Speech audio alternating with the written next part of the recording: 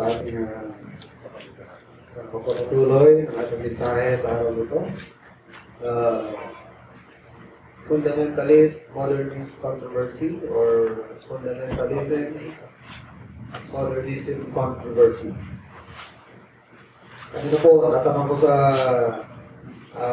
bungad ng ating pag-aaral kanina, kung sino yung mga mga galing sa fundamental, no? Fundamental Baptist. Natanong ko niya, "Jo, bakit kayo fundamental?" Kasi hindi uncommon sa akin itong term na yan. Parati ko nakikita yan, naririnig. Ito nga, nahiya ako na after about 30 years of being a Christian, yun ko lamang po binigyan ng kaunting panahon o effort ang pag-aralan ang tungkol sa bagay nito. Meaning, after 30 years, I'm at a loss. Paano dito nagsimula itong movement na ito? Paano nagsimula ang fundamentalism? Ano yung nag-trigger para magkaroon nito? At kayo rin ba, kabilang kayo simbahan niya, did you care enough to search, learn about this? So ito pong fundamentalism, as I said this morning, it started as a reaction to modernism. Itong fundamentalism, umusbong ito in the early 1900s dahil nagsimula ito sa North America, among North American denominations. Baptist is not a denomination. For your information, hindi po tayo denomination. Pero marami po mga denominations sa Amerika, Anglicans, Presbyterians, Protestant churches na who reacted to modernism. Pero ang mga Baptist, hindi yung papahuli dyan, no? Matitindi ang mga Baptist pagdating sa bagay niya. So we also reacted to the modernism na yung tipong nag-creep, no? Amerika. So, sa North America, nagsimula itong movement of fundamentalism. Pero bakit ito nagsimula?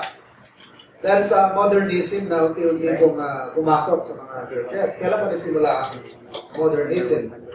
Ang modernism, ito po ay nagsimula sa Europe, particularly in Germany. Pero in the early 1900s, widespread na sa Europe. Pero in the early 1800s, Germany muna yun eh. Maraming mga thinkers din. Maraming mga genius sa Germany. In fact, marami sa mga composers, marami sa mga scientists, mga German yan eh. Si Einstein was a German Jew. Maraming magagaling sa Germany. Pero marami rin magagaling na ungodly. So, ilan sa mga thinkers sa Europe matindi ang naging influensya sa modernism ay itong si Charles Darwin, Karl Marx, and Hegel. At yung kanilang mga philosophies in-adapt ng mga churches, in-adapt ng mga seminaries. At ano ba itong modernism? Ito yung pag-explain sa lahat ng bagay in the natural way. So it is a movement which is actually anti-Christian. It is a movement which is actually anti-God. It is a movement which is actually out to dethrone God from His throne and to discredit the Bible. Hindi sila naniniwala sa historic accounts of the Bible. They do not believe in miracles. They do not believe in the deity of Christ, in the resurrection of Christ. Sa gospel account of the life of Christ, they do not believe in the inspiration of the Bible. Kaya lahat yan yung mga in-expound ng mga fundamentalists, in-expound nila lahat yan. Para kontrahen itong mga hindi pinaniniwalaan at itong mga kasinungalingan na pinangangaral ng mga modernists. Naging very popular ang modernism from 1850s up to the close of 1800s. Talagang, naging popular. Kaya nung dumating na yung 1900s, almost all Europe, na lahat? Modernist na, mga churches. Ngayon, paano po na-introduce ang ang modernism sa US. Ano yung idea? Palagay nyo, paano na-introduce?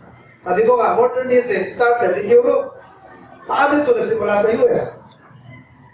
Fundamentalism is a reaction to modernism, and it is a North American phenomenon.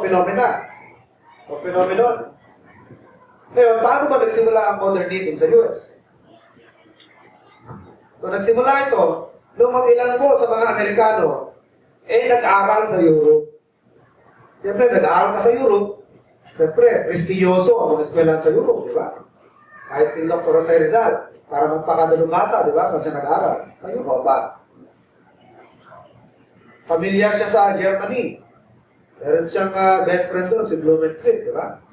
He stayed in for quite some time in Heidelberg. Meron siyang tula to the flowers of Heidelberg.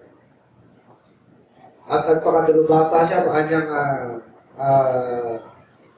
medicine, ano?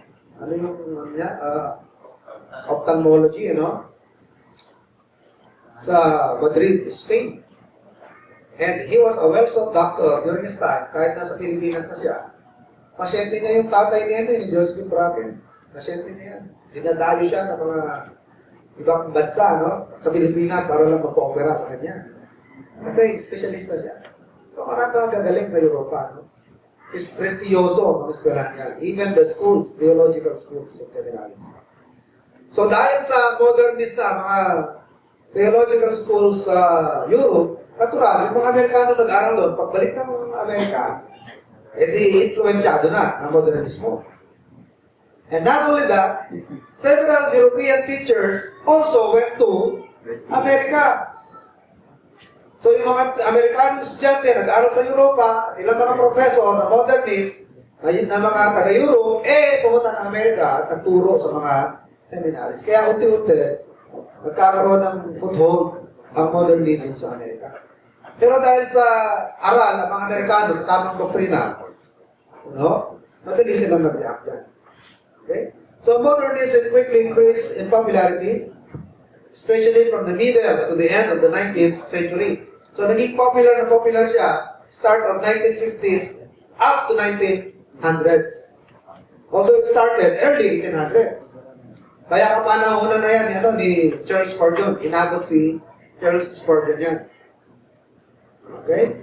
So, kumalat siya sa Amerika because of the American students who studied in Europe and some professors from Europe who taught in America. Ngayon, nung naging kalat na kalat ng modernism sa Europe, wala kayang lumaban dyan, palagay mo. May lumaban kaya dyan. Pero kayang nag-try to resist the spread of modernism in European churches. Palagay niyo, meron na wala? Marami. Especially mga independent churches. Kaso nga lamang, sa sobrang liit nila sa number, wala silang masyadong influence na ibigay para matuward yung spread ng modernism. Kakaunti lamang sila. Ito mga independent, marami dyan Baptist. Ngayon, yung mga ibang religion na nagsasabing Kristiyano, quote-unquote, like Protestants and the Catholics, lumaban din dyan.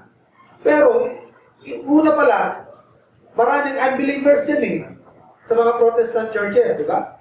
Especially at that time, ang Catholic, although may semblance ng Christianity, kaya nga tinawag na apostate church yan Ano ba yung apostate? Ano ba yung sinasabing apostate? Dati ng mali o tama na naging mali? Ang sinasabing apostate, nagsimula sa tama, nagtapos sa mali. Yan ang apostate. Bakit ang Catholic ay nagsimula sa tama? Baptist sa mga unang, mga Baptist ang unang members dyan Eventually, naging Universal Church, kaya naging Catholic Church.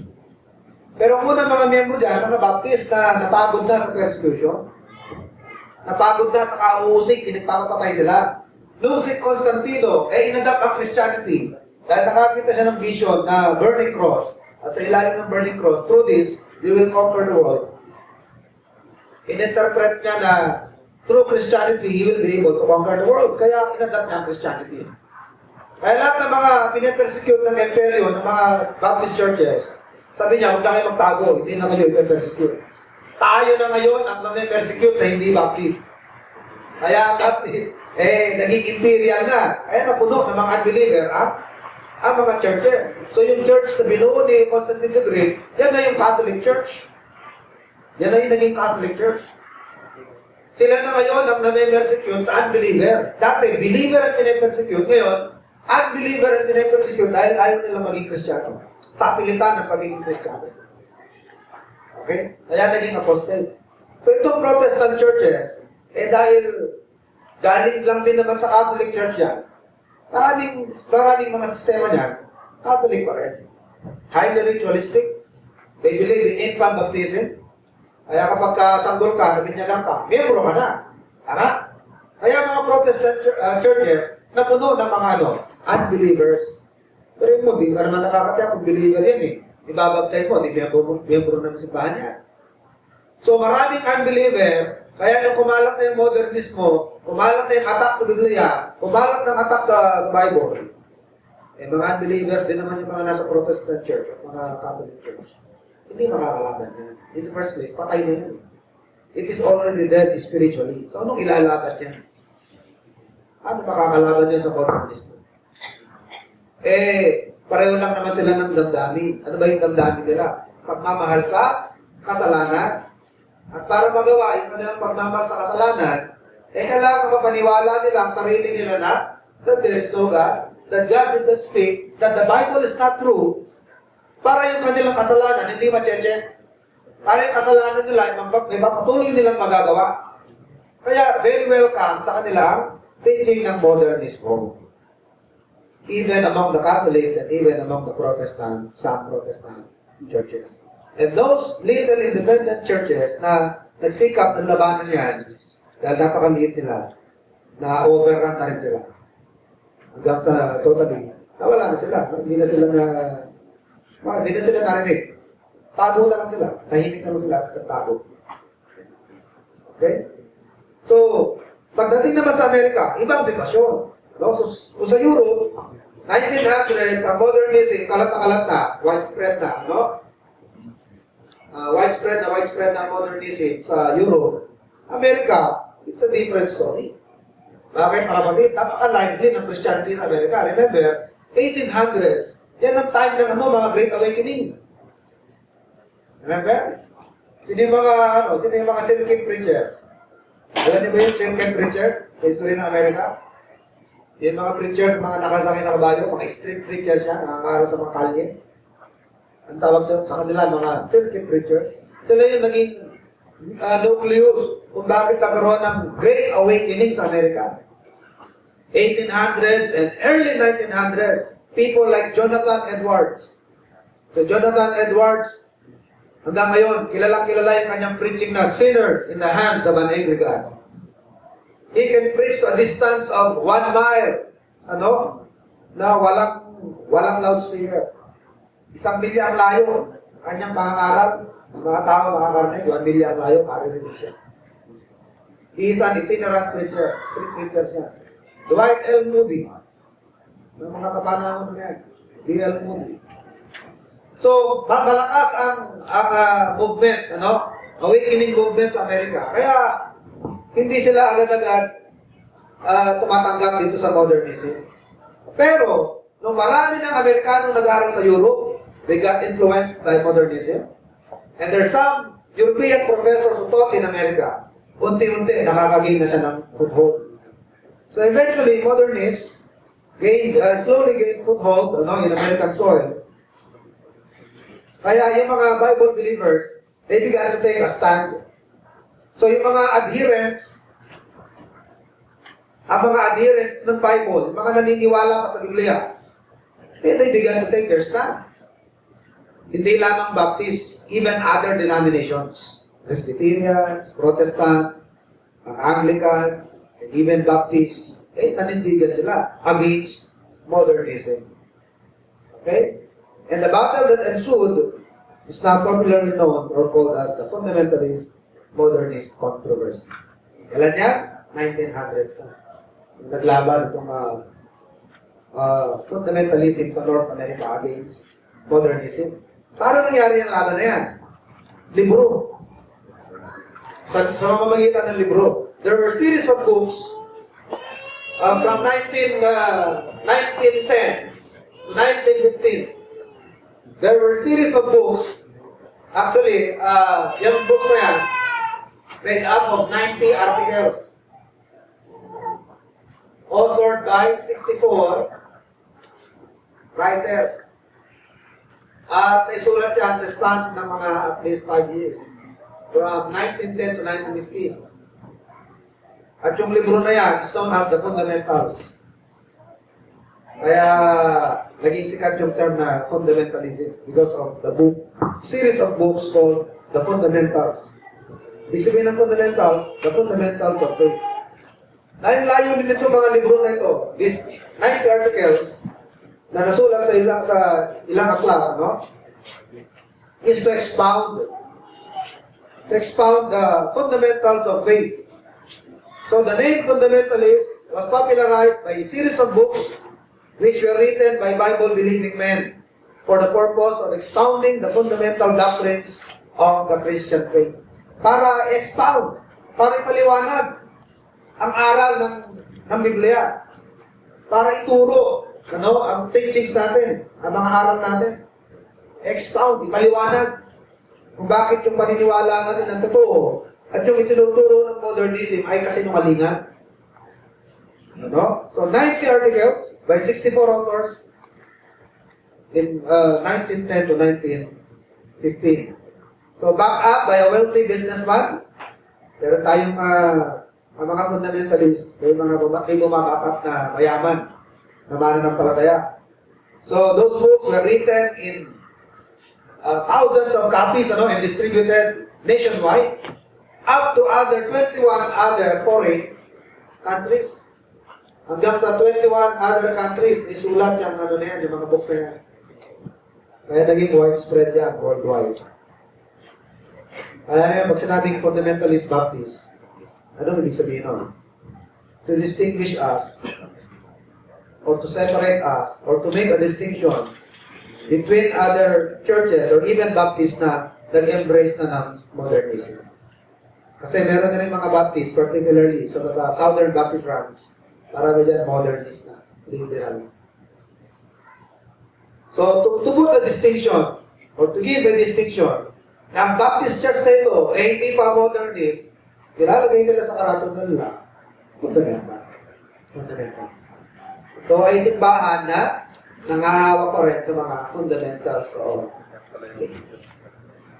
tayo naman, tayo ba ay makakategorize sa fundamentals? Tayo, church natin? In a sense, yes. Ay, nangahawa pa rin tayo eh. In a sense, yes. Okay?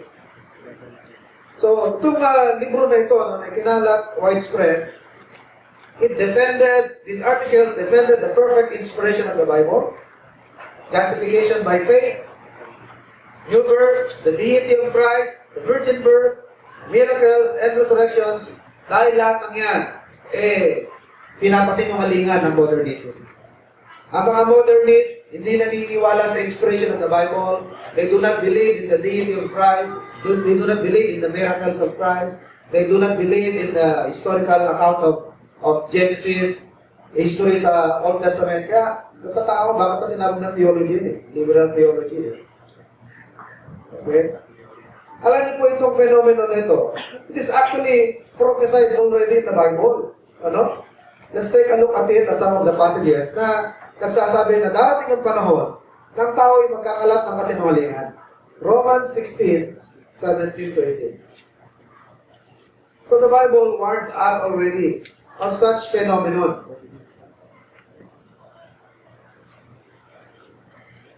Romans 16:17 and 18. Now I beseech you, brethren, mark them which cause divisions and offenses, contrary to the doctrine. Kasi bilang contrary, opposite.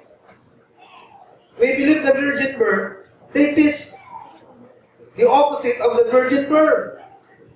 The Bible teaches miracles, hindi sila naniniwala sa miracles. So ito na yan. Contrary to the doctrine. Ang Bible nagtuturo ng resurrection, di ba? Sabi ng mga apostles, if there is no resurrection of the dead, then this Christ died in vain. If resurrection is not true, you are still in your sin and your faith is vain. And Christians of all people are what? They are most miserable if there is no resurrection from the dead. Yan ang tinuturo ng mga modernists. There is no resurrection. Diba? So anong turo ng Apostle Paul? Mark them. Markahan. Contrary to the doctrine which you have learned, and what do you do? Avoid them. Kaya itong simbahan na ito, we have here an unwritten policy na hindi tayo magpapatayo dito ng kung sino-sino lamang. We will not share our pulpit ng kung sino-sino lamang na magtuturo dito sa atin na ang kanilang aral ay contrary to the teaching of Christ. We do not allow Pentecostals to stand up behind this pulpit at magtuturo sa atin.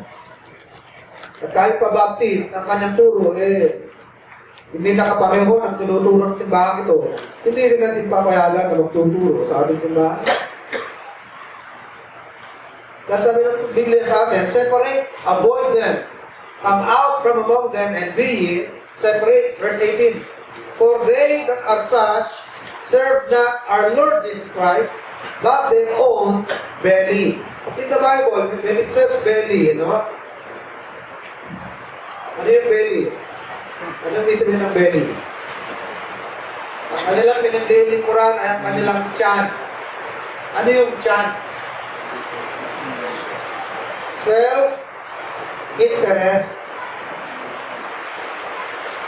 They are only after their own self-interest. Yung pakinabang lang nila, ang kanilang hinahabol dyan. Ego, mabig ang kanilang ego, maging popular. Magkaroon ng pera. Yan ang hinahabol ng iba sa relihiyon. Okay? And by good words and speeches, they deceive the hearts of the simple.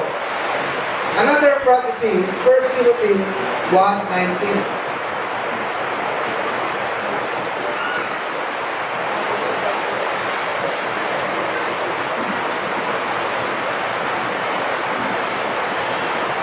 Timothy 1:19 and 20.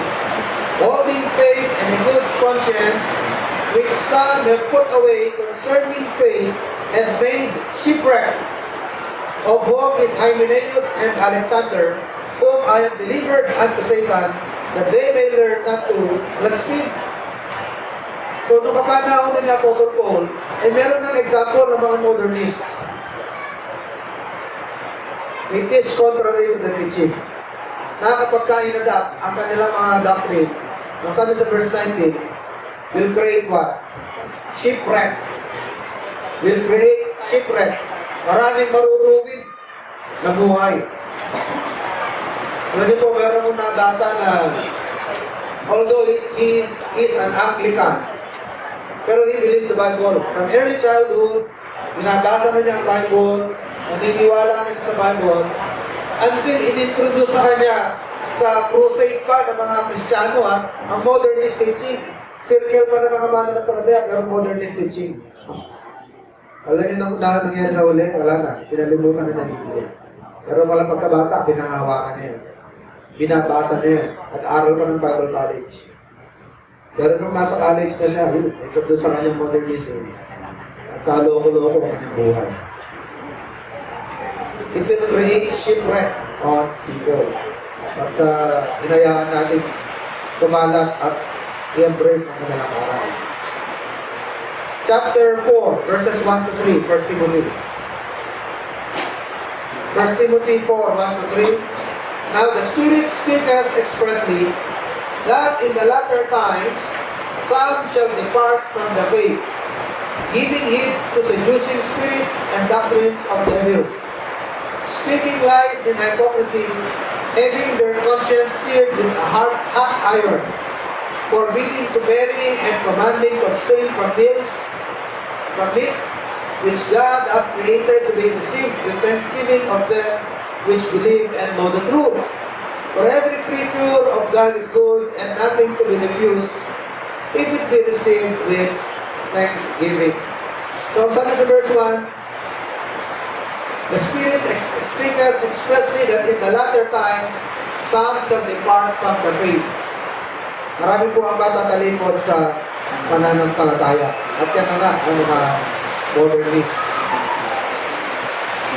2 Timothy chapter 2. 2 Timothy chapter 2 verse 14 up to 21.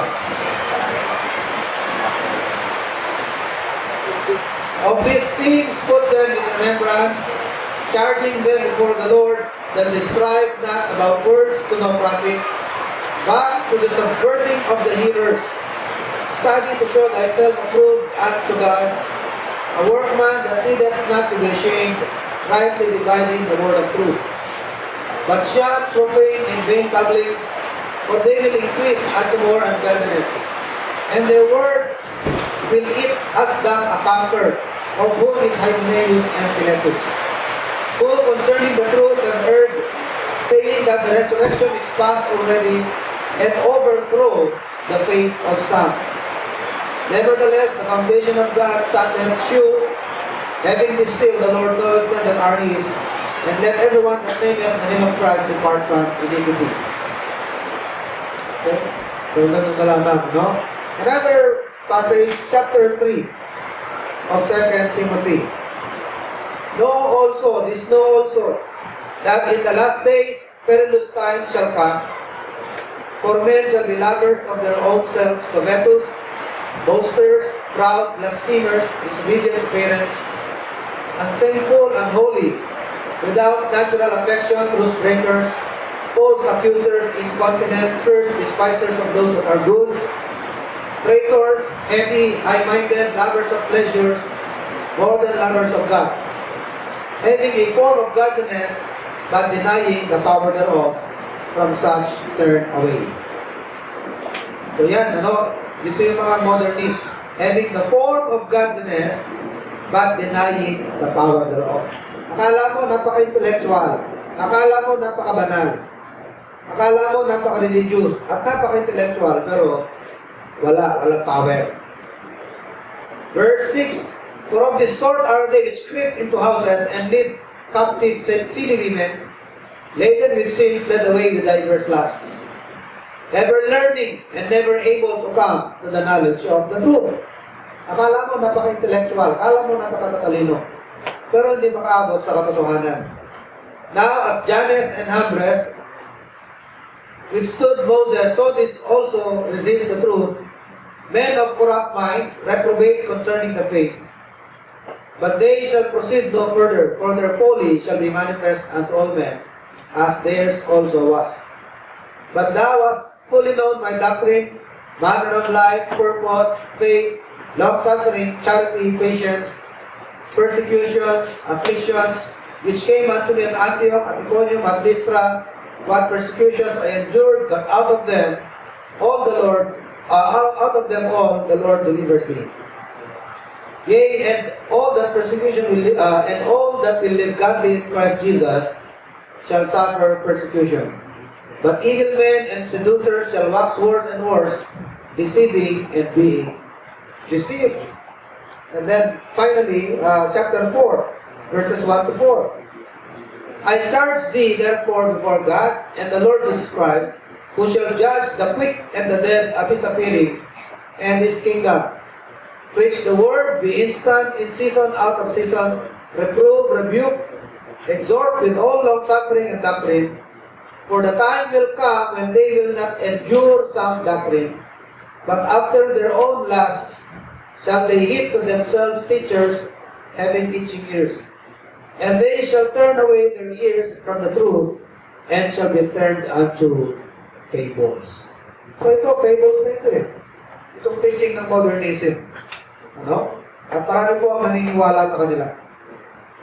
At si Timothy, si Apostle Paul, in his writing to Timothy, warned us already, he prophesied of this time.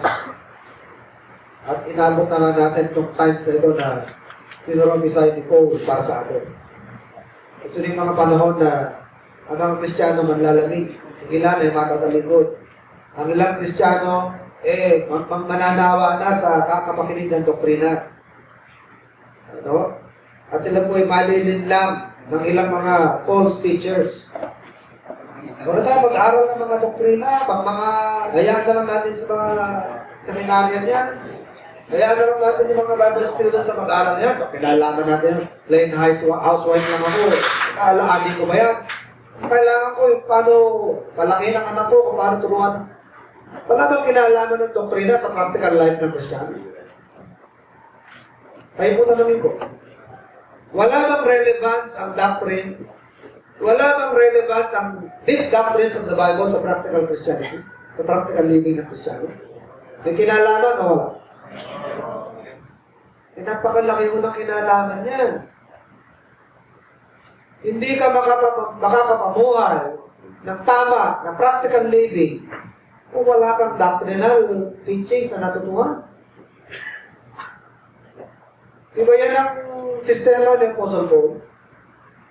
Pinakita niya sa Book of Romans. Kasi ang Book of Romans can be divided into doctrinal and practical part. Pero yung practical part, nakapundasyon niya sa doctrinal. Ang doctrinal ng Romans, chapters 1 to 11. And the practical is 12 to 16.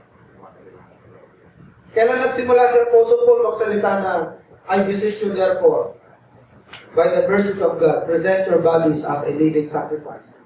Practical Christian service na yan. Chapter 12 pa lang. Chapter 12 lang. Nagsimula. But it is founded on his deep doctrinal teaching from chapter 1 to 11. Hindi ka makakasunod sa Panginoon sa paglilingkod, sa pag-practice ng mga aral ng Panginoon kung wala kang doktrina. Kasi yung matututunan mo na doktrina ng Diyos na isa ka lamang walang kaugna-ugnayan sa Diyos, kinaawan ka lang, kaya ka naligtas at nagkaroon ng relasyon sa Panginoon. Dahil sa habag na yan, tuparin mo ang mga utos ng Panginoon, maglingkod ka. Tsaka lang nagturo si Apostle Paul na be given to hospitality, honor the magistrate, obey all the rulers of the land, for the powers that be are ordained of God. Rejoice with them that rejoice. Help the weak. Bear with the weak. Puro lahat yan, practical. Pero ang practical, mga kapatid, kailangan napupundasyonan ng doktrina. Kasi ang taong may alam na doktrina, maski walang nag-uudyok sa'yo, maski walang nagkukuman sa'yo, walang nagdidikta sa'yo, pusa mo na lang gagawin yan. Pero yung walang alam na doktrina, naglilingkod, ang ginagawa ang isang bagay dahil inuutusan, dahil pinipilit pa, dahil sinasabihan. Pero ang taong doktrinado na, kahit nagsosolo yan, self-motivated yan, dahil sa kanyang natutuhan. Pero yung walang aral, puro lang Christian living. Di ba yan ang maraming simbahan ngayon? Ayaw na ng mga doctrines. Ang gusto na lang ng practical Christian living. Kaya dyan nagpapakadalubasa, dyan nagpapaka-expert na maraming ano. Kung paano maging financially free. Kung paano maging mayaman, makakawala sa mga problema. Interpersonal relationships. Ganyan, no? Puro na lang practical. Puro na lang Christian living. Makinig kayo sa mga tinetelevised na mga programs, sa mga Bible teachers. Diba? Puro tungkol na lamang sa pamumuhay. Practical Christian living. Hindi natin pinamasama yan. Maganda yan. Pero mga kapatid, not at the expense of the doctrinal teachings of the Bible. Kasi, kung wala kang doctrinal teachings of the Bible, paano kung wala kang nagsasabi sa'yo, ito gawin mo, ito mga do's and don'ts. Hindi ka motivated. Gumagawa ka lang for as long na sinasabihan ka. Pero ang taong natuto, highly motivated yan. Tsaka kahit nagsosolo yan, hindi yan basta-basta yan matatangay. Hindi yan basta-basta yan matutukso, hindi yan basta-basta madadala ng maling aral, hindi yan basta-basta yan maengganyo sa mali. Malaki po ang kinalaman ng doktrina, mga kapatid. Sa ating praktikal na pamumuhay. Diyan ka magiging matatag sa doktrina. Paano ba natin nawe-weather ang hindi sa may weather? Paano natin nawe-weather? Paano natin nakakayanan yung unos ng mga problems? Diba sa paniniwala natin we have a sovereign God? Na walang nangyayari na hindi niya pinarmit? Eh kung hindi mo alam yan, ipilit mong nilalabanan niya to the point na pinu-question mo pa ang Panginoon. Diba? Pero paano ka nagkakaroon ng humility na even so, Father, for so is good in thy sight? Lalo naniniwala ka sa sovereignty of God. Na ang Diyos, alam ang ginagawa. At hindi siya nagkakamali. Pwede niyang pigilin na hindi mangyari isang bagay, pero bakit nangyayari? Pinarmit niya, pero siyang dahilan. Pero walang dahilan na hindi makabubuti. Ang Diyos, walang dahilan na hindi makabubuti sa kanyang anak. According to Romans chapter 8 and verse 28.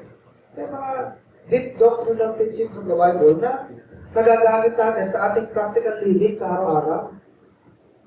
Hindi ka nagkakaroon ng bitterness sa Diyos. Hindi ka nagkakaroon ng bitterness sa kung saan ka dadalhin ng Panginoon kung, di ba sabi sa Bible, when you walk through the water or when you walk through the fire. Hindi naman lahat parating green pastures eh. Minsan, ang tupa, dinadala ng shepherd sa he leadeth me in green pastures. He leadeth me beside the still waters. Pero meron mga pagkakataon na kapag wala na yung tubig at wala na yung green pastures, mauobliga ang shepherd na patatawilin ka sa bundok. Dahil sa kabila ng mundo, andun na lamang yung natitirang greener pastures at magaganda pa kaysa sa pinagalingan mo. Pero bago mo marating yan, kailangan mo minsan tatawid sa sapa. Kailangan mo minsan tatawid sa bundok. So there are occasions wherein God will allow us to pass through difficulties dahil meron siyang mas magandang pagdadalahan sa atin. Pero yung mga hindi nakakaintindi niyan, mga hindi nakakaunawa, hindi lamang nagkakaroon ng bitterness sa Diyos, Nagko-complain sila sa ginagawa ng Diyos sa kanilang buhay. Puro dalang problema. Wala nang katapos ang problema. Wala pagkabata ko. Hanggang ngayon, ganito pa rin ang pattern ng buhay namin. Wala na ba itong katapusan? Meron ba talagang Diyos? Kapag ang tao natututo ng tungkol sa Diyos, hindi siya nagtatatanong ng ganyan. Ang attitude niya, nagagaya ng Job. The Lord giveth, the Lord taketh away. Lahat naman ito sa Diyos. Yung bawi niya, salamat sa Panginoon.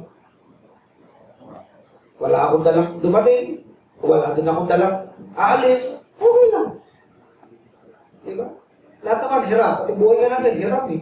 Pagdadamot, kung binabawi ng Diyos. Hirap, sabi mo hirap. Hirap na hininga, hirap na buhay. Kung binabawi, ba't ka nagagalit? Hirap mo lang pala yan. Ang anak natin, pahiram lang sa atin ng Diyos yan. Kung binabawi ng Diyos, huwag tayo magtatapos sa Diyos. Ang asawa mo, pahiram din ng Diyos yan. Wala naman tayong atin eh. Di ba? Eh sa mga hindi nakakaintindi, masakit sa kanila yan. Mahirap tanggapin yan, mahirap unawain. Ang alam lang nila, love everybody, be kind. Love everybody, Christian living. Akala nila, doktrina, walang kinalaman sa buhay ng tao. Pero sabi ni Apostle Paul, there will come a time when people, some Christians, will get tired of hearing doctrines.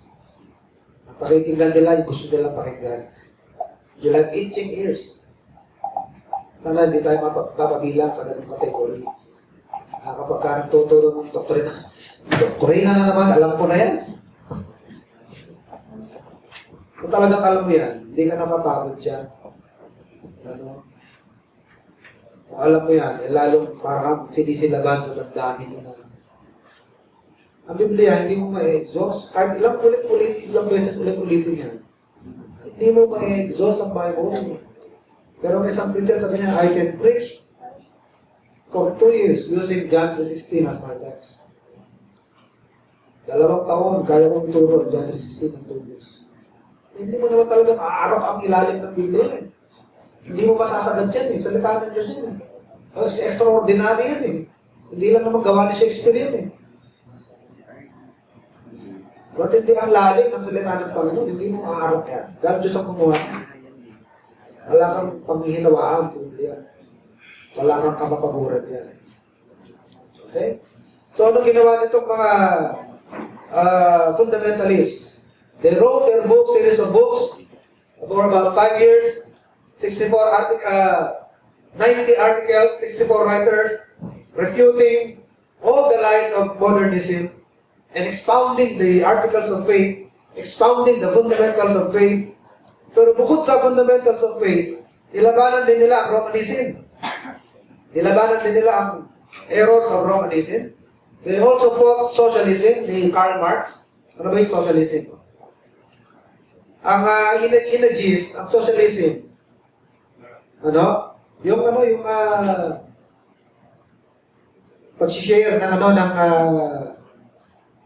property, kailangan pantay-pantay. Kaya sa mga communist countries, ang gobyerno nagdi-distribute ng pagkain. Walang pag-aari ang individual. Everything is owned by the state. Everything is owned by the government. Ang anak mo, property ng gobyerno yan. Ang lupa mo, sa gobyerno yan. Ang pagkain mo, gobyerno bahala. Kaya nakapilang tao sa pilahan ng pagkain. Evenly distributed. Ngayon, anong mali sa socialism? Umapatay yan ang initiative ng tao. At umapatay lamang ang tamad sa masipag. Kasi equal lang ang natatanggap nyo eh. Equal shelter, equal food. Kahit mayaman ka, hindi ka lalamang, kahit mahirap ka, o masipag ka, hindi ka lalamang sa tamad kasi ang tamad, good din ang makukuha. Kaya masipag, tatamarin ka rin. Kung hindi mo hayaan na yung masipag, ma-enjoy niya yung bunga ng kasipagan niya kung yumaman siya. Di ba? Ba't mo kukunin yung yaman niya at i-distribute mo sa tamad? Naghirap kasi tamad. Yan ang socialism eh.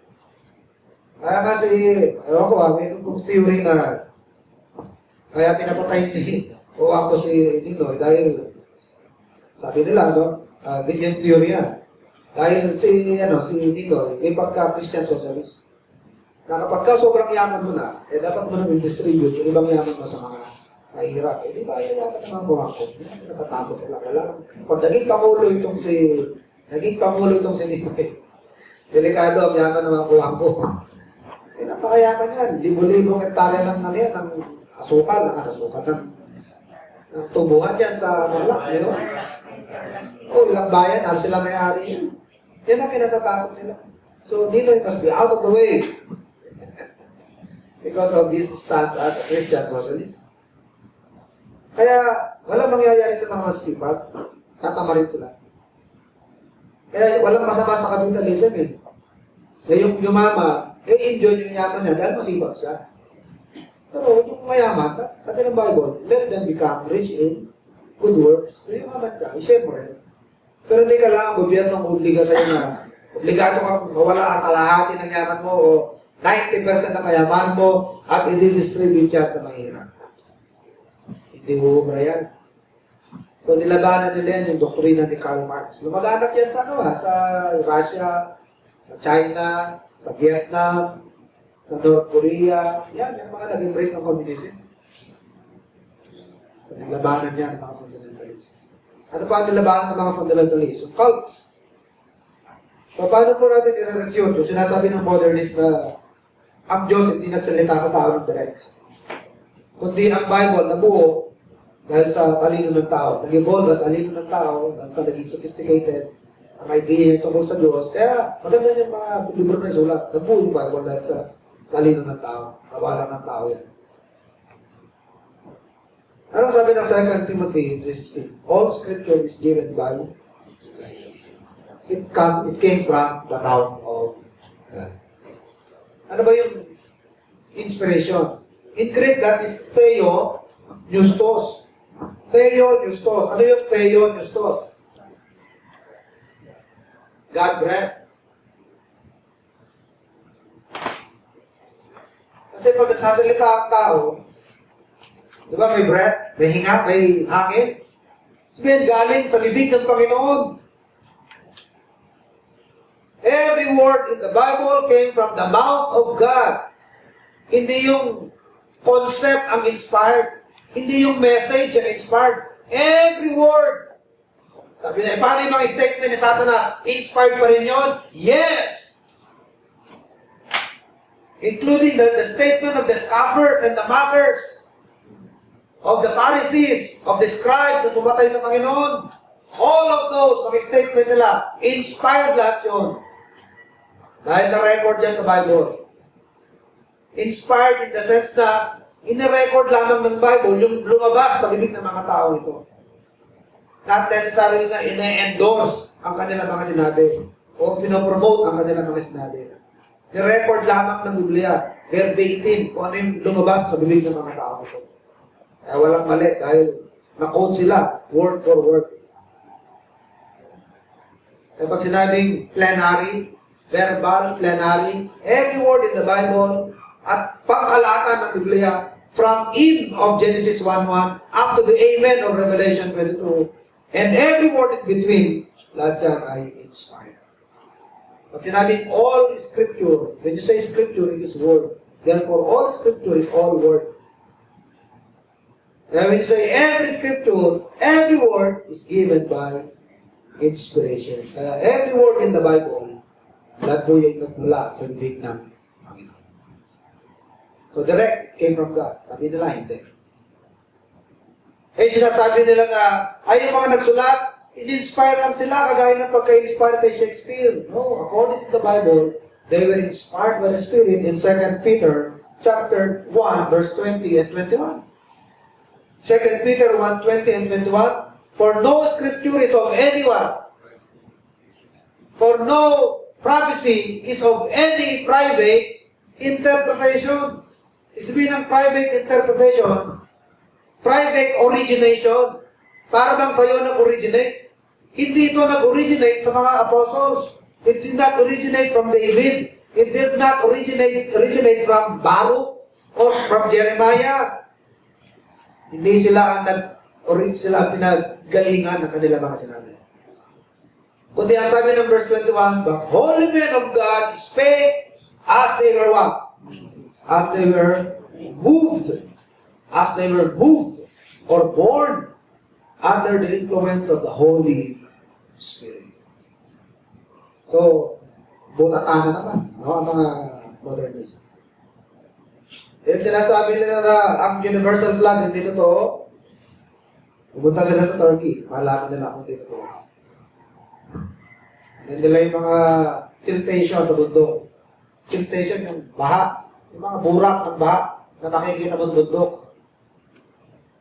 Iba yung natural na putik tsaka yung putik na dulot ng baha. Yun ang tinatawag na siltation. Umakyat ang baha hanggang sa bundok. Kaya nung mawala yung baha, karoon ng mga burak hanggang sa kabundukan. Mga fossils, marine fossils from mountains. Pero mo, marine? Ang marine sa dagat, bakit may marine fossil sa bundok? Hanggang Everest, may marine fossil. Pati balyena ilang kilometro mula sa dagat, nasa disyerto. Ang layo ng disyerto sa dagat is about 5 kilometers. May balyena, may mga skeleton ng balyena sa disyerto. Nakakarating ng balyena sa disyerto. Sinong luko-luko ang magbubuhat ng ganyang kabigat? Para dalhin ng ilang kilometro sa disyerto. Ano gagawin niya sa disyerto? O hindi ba yan ang mga naiwan na sa disyerto nung nag-abate na yung baha? Natuyo na yung baha? Yan yung mga kagaya ng mga marine fossils sa bundok, natrap na sa bundok. Hindi na nakabasa na ng dagat. Pagtuyo ng tubig. Sabi nila, virgin birth is not true. Pero yung hula ng Isaiah 7:14, na-fulfill yan exactly sa Matthew chapter 1. Matthew chapter 2, na-fulfill yan, chapter 1. Hindi nagsiping si Maria at si Jose hanggang sa may panganak ang Panginoon Jesus. A virgin, an alma, shall conceive and bear a son. Hindi sila naniniwala na Diyos si Kristo. 1 John 5:20, this is the true God and eternal life. John 1:14. Ano yung proof of resurrection? Hindi sila naniniwala sa resurrection. Diba, ang resurrection ng Christ, marami nakawitness.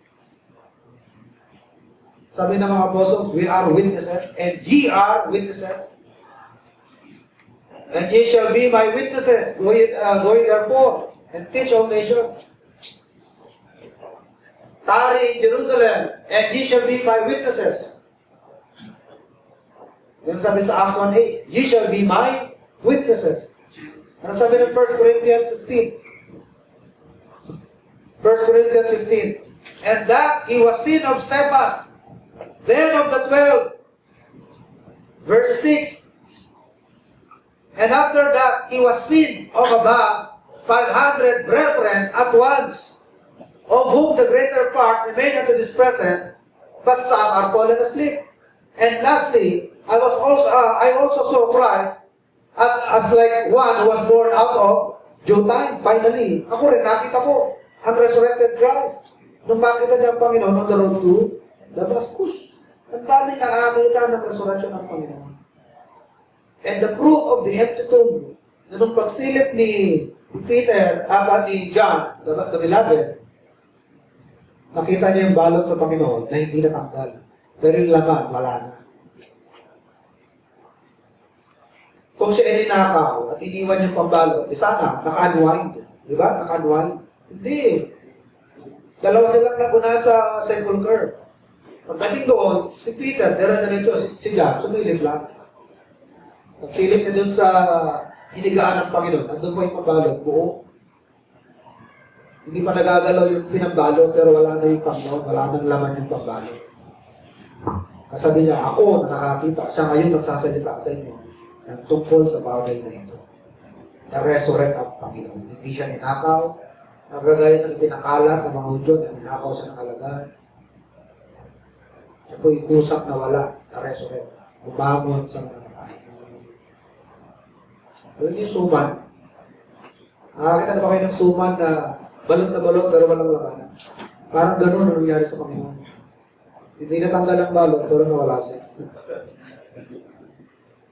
At yung kanyang shroud na yun, yung nasa Europe na yun, naging relic. Relic na ngayon. Bina-worship na mga Catholics. Ando pa yung bahin ng dugo. Type O raw eh. Type O. Catholic mahilig sa mga relics. Mga pako, kahoy na pinagpakuan. So, ano yan? Madadivert ang attention ng tao sa importance of the death. Madadivert sa object. So, may pagka-deceptive yung bagay. So, mga kapatid, ano exhortation sa atin? Sa ating lahat, bilang mga Kristiyano.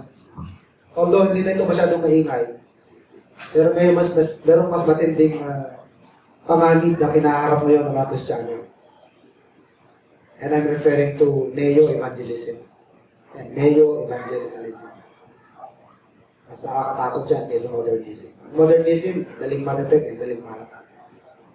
Ano yung neo-evangelicalism? Yun yung isang Kristiyano. Isang example niyan, pag umalis sa isang Kristiyano sa isang simbahan at maghanap ng lilipatan, pag hindi ka faithful, bihira ang babalik sa Katoliko. Bihira rin ang babalik sa Protestante. Kung ang Baptist mawawala sa Baptist, hahanap din niya ng ibang Baptist, pero pag hindi maingat, baka papasukin niya isang Baptist na new breed. New breed ang Baptist. Yun ang nakakatakot. Akala mo, Baptist pa rin pinapasukan mo, pero Baptist na lang sa pangalan. Pero hindi na Baptist sa aral at sa Baptist. Marami rin mga Protestants, mga Baptist. Doon sila sa kategory ng neo-evangelicalism. Okay? Para hindi tayo matatrap sa ganyang bagay, kagaya ko niya, kagaya nga na sinasabi ko kanina, masanay tayo sa katotohanan. Alamin natin kung ano totoo. Kagaya ng sa pera, no? Para maging mabilis sa iyo ang pag-discern ng faith, counter faith, kailangan bihasa ka sa totoo. Sanay ka sa salat ng kung ano totoong pera. Para pag nasalat mo yung faith, alam mo na may kakaiba. Ibig sabihin yan, aralin natin ang ating aral sa simbahan ito. Aralin natin ang katotohanan ng Biblia.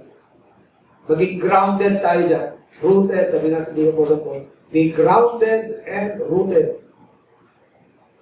Maging malalim sa aral, sa doktrina. Hindi nakarinig ka lang ng teaching ni Soriano. Parang totoo rin sinasabi niya. Parang may logic. Parang ang baptist ang wala sa katuwiran niya. Nagiging pa tayo sa kapag ni Soriano. Delikado yun. So, magpakatatag tayo sa katotohanan. Sabi ni Apostle Peter, but grow in grace and in knowledge. So, paano mangyayari yan, ano? Study your Bible. Mag-aaral kayo ng mga Christian books, especially authored by Baptists. Magbabasa rin lang kayo ng ibang libro, maliban sa Baptist. Yung sa Bible, yung Baptist author na, hindi yung mga protestante, mga author. Hindi yung sino yan?